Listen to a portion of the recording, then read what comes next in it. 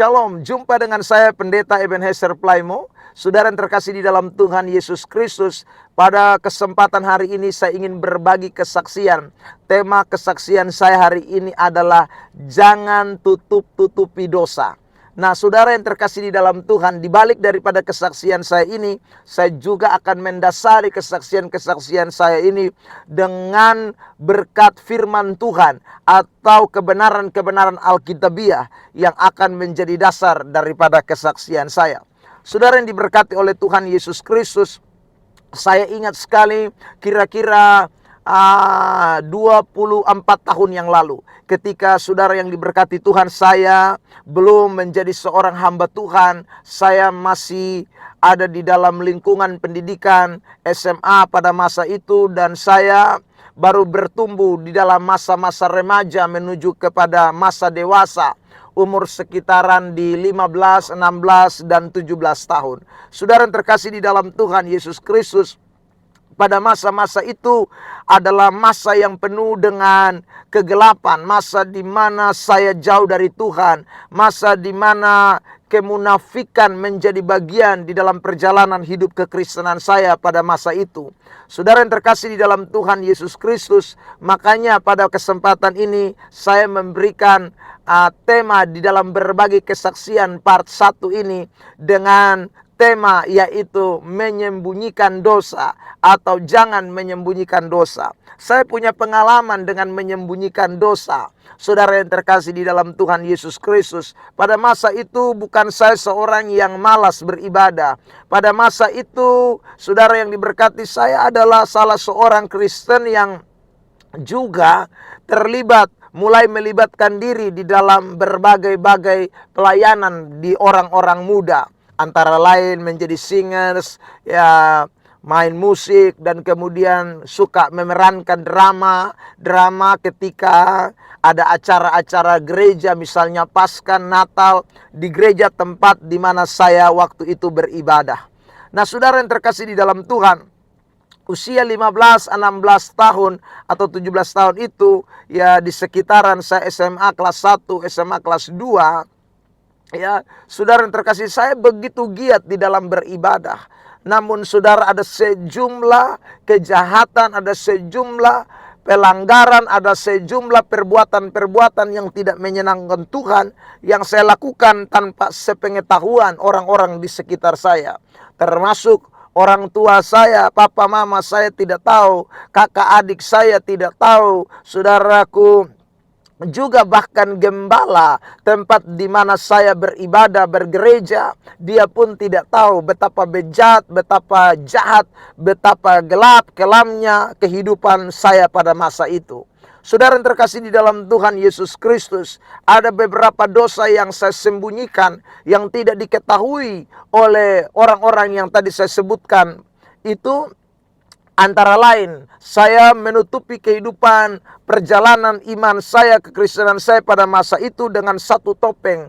Topeng yang namanya adalah topeng pornografi. Saudara yang diberkati Tuhan, saya hidup di dalam pornografi. Saya hidup di dalam keadaan di mana hawa nafsu seksual itu betul-betul menguasai hidup saya.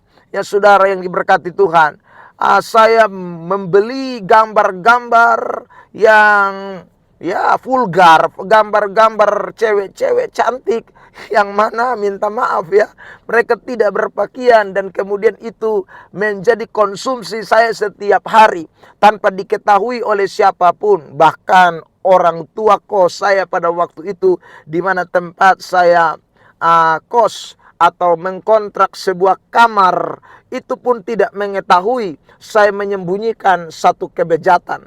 Sampai saudara yang terkasih di dalam Tuhan, satu hari saya terperangkap dengan mulai kecanduan dengan menonton film porno pada masa itu, ya saudaraku, sekitar tahun 96, 97 kalau saya tidak salah, masih di mana belum ada, ya saudara, elektronik media sosial seperti yang sekarang ini, YouTube ataupun internet, itu pada masa itu belum ada.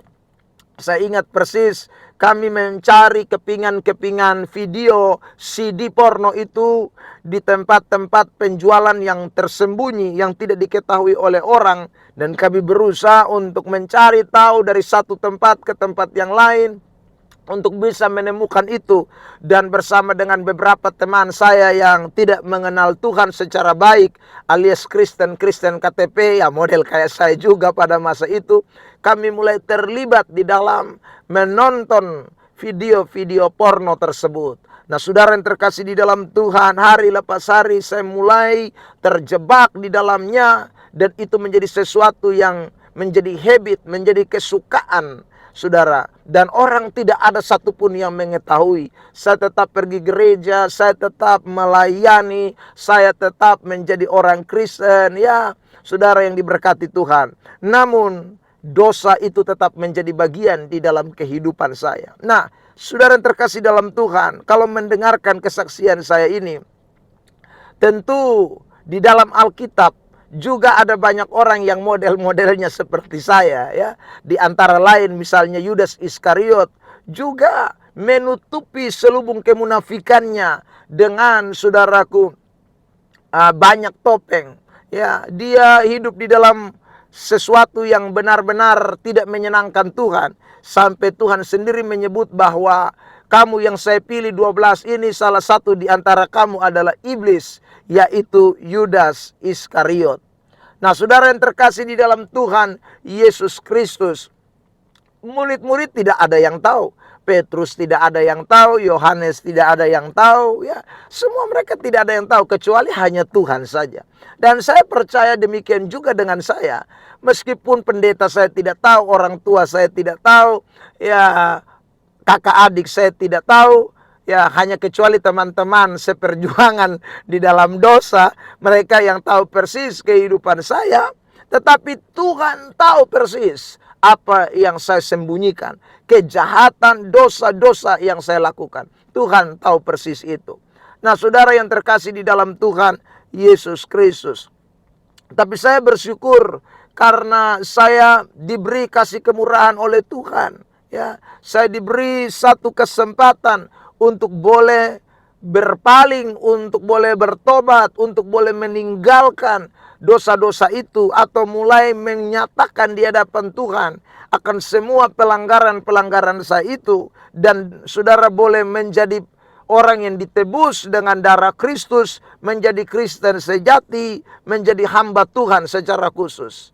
Nah, saudara yang terkasih dalam Tuhan, sangat disayangkan jikalau saya punya nasib seperti Yudas Iskariot yang justru binasa karena bukan hanya saja menyembunyikan kemunafikan, dosa-dosa itu, tetapi juga yang tidak menyadari, dan kemudian akhirnya dia terus tenggelam di dalam dosanya, dia terus tenggelam di dalam kehampaan, kenajisan itu, dan akhirnya hidupnya pun berakhir dengan kebinasaan kekal. Nah, saudara yang terkasih di dalam Tuhan Yesus Kristus, dari kesaksian saya ini, saya ingin berbagi hanya dua hal penting. Jikalau kita menyembunyikan dosa, ya saudara, maka kita punya cara berpikir atau kita punya konsep berpikir sedang dikuasai oleh iblis. Kita sedang doktrinisasi, kita sedang dibawa kepada sesuatu yang sebenarnya merugikan kehidupan kita.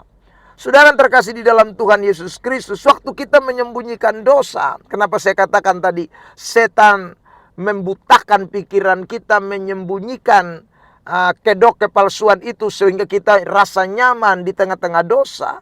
Karena memang setan sudah tahu apabila kita tidak bertobat, kita tetap terus bersembunyi di balik dosa, di balik kejahatan, maka tentu ujungnya pasti menuju kepada kebinasaan. Ujungnya pasti kepada penghukuman kekal. Dan karena itulah saudara yang terkasih di dalam Tuhan, Alkitab memberikan pernyataan-pernyataan yang jelas kepada kita, agar kita jangan sampai menyembunyikan dosa. Karena meskipun kita menyembunyikan begitu rapat, ya, tetapi tidak bisa di hadapan Tuhan kita menyembunyikan itu. Ini kebenaran yang kita tidak boleh lupakan. Karena kalau Tuhan kita tidak bisa sembunyikan di hadapan Tuhan, maka ingatlah baik-baik, bos, kita tidak akan bertanggung jawab terhadap manusia. Kita tidak mempertanggungjawabkan semua kelakuan, kejahatan, dosa kita itu kepada manusia. Tetapi suatu saat kita akan mempertanggungjawabkan itu kepada Tuhan. Karena itu saudara, pesan penting yang kita tidak boleh lupakan. Mari selagi Tuhan masih kasih kesempatan buat kita, ingat, jangan sampai Anda dan saya masih menutup-nutupi pelanggaran itu. Jangan sampai saudara dan saya masih menyembunyikan pelanggaran itu. Tetapi seperti yang Alkitab katakan di dalam kitab 1 Yohanes, pasal yang pertama, ayat yang ke-9. Mengakulah dosamu, karena Allah itu adalah Allah yang setia dan adil. Dia akan mengampuni dan menyucikan engkau dari segala kejahatanmu. Allah begitu mengasihi kita. Kasih setianya itu tidak ada taranya, saudara.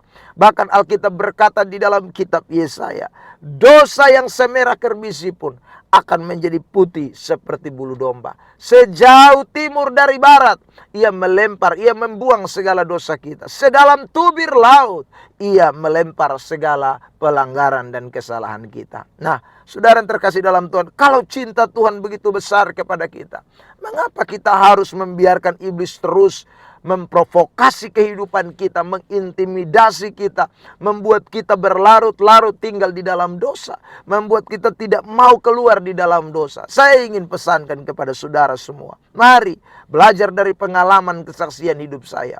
Saudara yang terkasih di dalam Tuhan, jangan biarkan setan terus membutakan pikiran kita.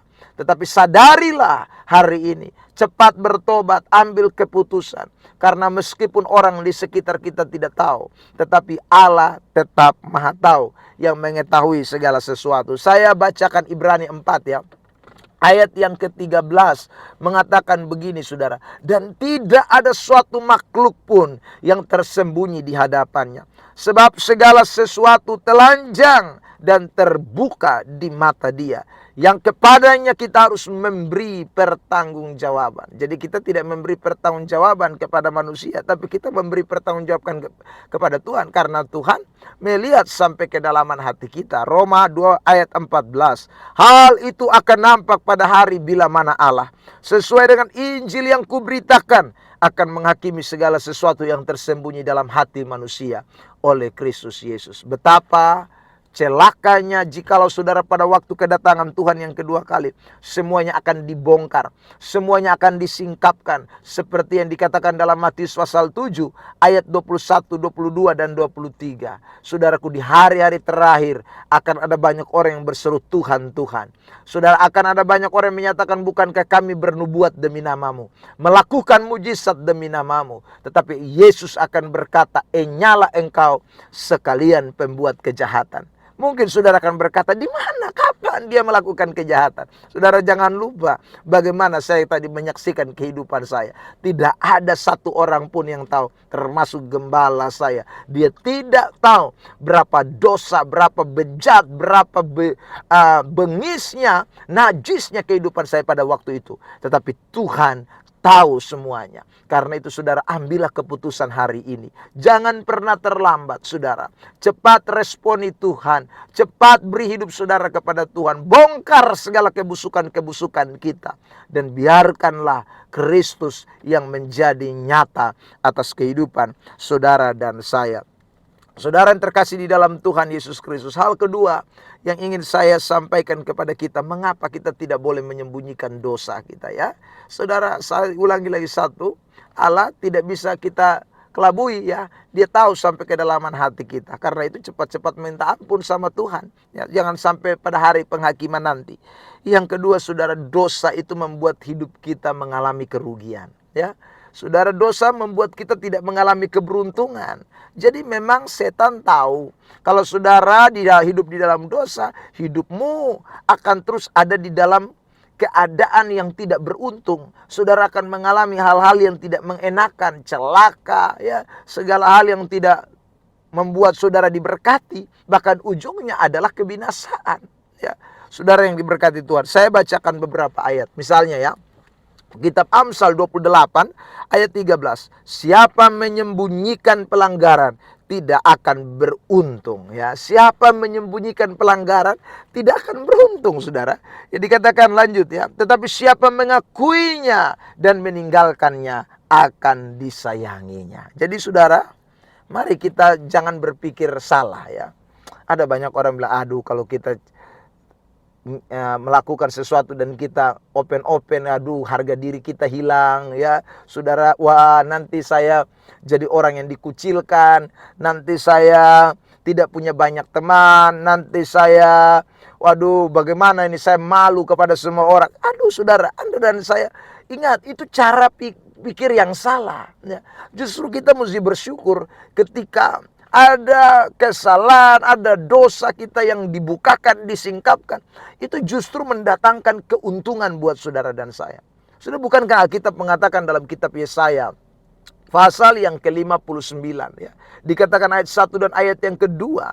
Di sana jelas saudaraku, dikatakan begini, ya.